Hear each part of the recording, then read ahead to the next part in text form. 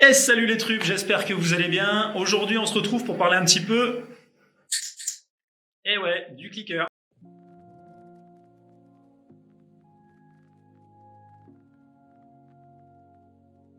Alors pour pouvoir vous expliquer un petit peu comment fonctionne le clicker et surtout ce que j'en pense, il va falloir que je vous explique les différents types de renforçateurs. On en trouve trois principalement, renforçateurs primaires, intrinsèques et secondaires.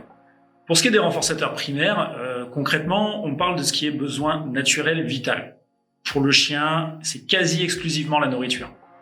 Pour les renforçateurs intrinsèques, on va utiliser une activité que le chien adore comme renforçateur d'une activité qu'il aime un petit peu moins. Typiquement, on va lui faire de la marche au pied, bien propre, bien carré, et derrière, on va jouer avec lui faire de la recherche, du mordant pour certains, c'est au choix.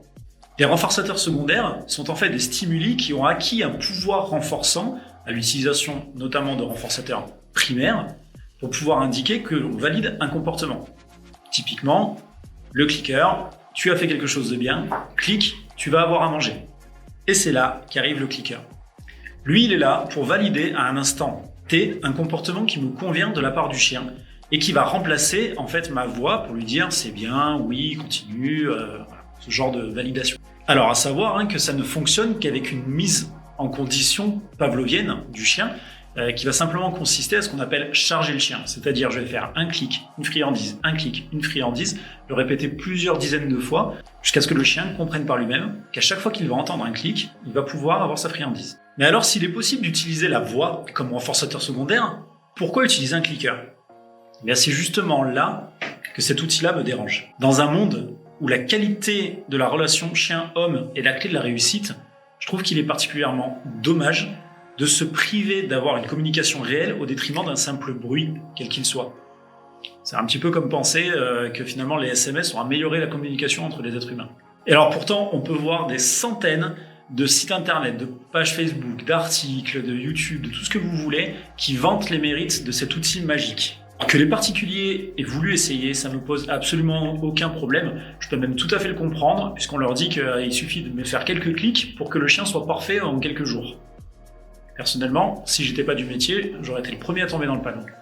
En revanche, tous ces professionnels qui vous vendent des méthodes miracles à grands coups de clics, vous savez ce que vous méritez les gars ? Apparemment vous préférez les sons plutôt que la parole. Regardez, c'est pour vous ça. À bon entendeur. Alors attention, je suis pas du tout en train de dire que c'est un mauvais outil. Dans certaines disciplines sportives, dans certains métiers, ça peut apporter énormément d'aide, notamment par rapport à la rapidité d'exécution et à la précision du clic. Mais par contre, pour ce qui est de l'éducation canine de base, c'est vraiment une arnaque. Et l'utilisation du clicker négatif. Alors au risque de me faire encore des amis, c'est une des rares situations dans lesquelles moi, je recommanderais son utilisation. On l'a dit tout à l'heure, c'est un marqueur neutre à la base. C'est-à-dire que l'effet qu'on va en apporter dessus, qu'il soit positif ou négatif, c'est nous qui le décidons.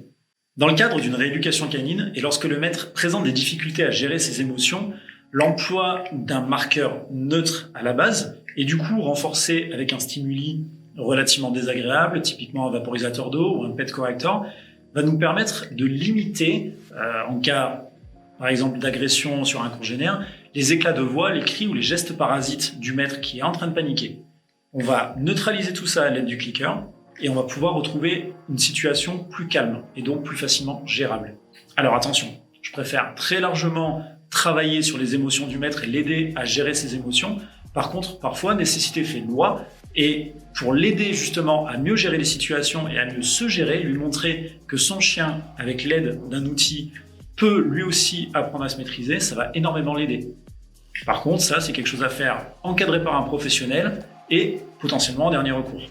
Alors, comme toujours, on a affaire à un outil qui a des qualités avérées, mais dont l'usage est complètement faussé et qui n'a, selon moi, pas du tout sa place en éducation canine basique. Pour apprendre à un chien le assis, le pas bouger, le rappel par exemple, il n'y a rien de tel que la voix et la communication avec lui. Bien sûr, on peut utiliser de la nourriture ou du jeu par derrière, mais c'est trop dommage de se priver de communiquer avec notre meilleur ami. Ce qu'on peut faire avec ça, du coup,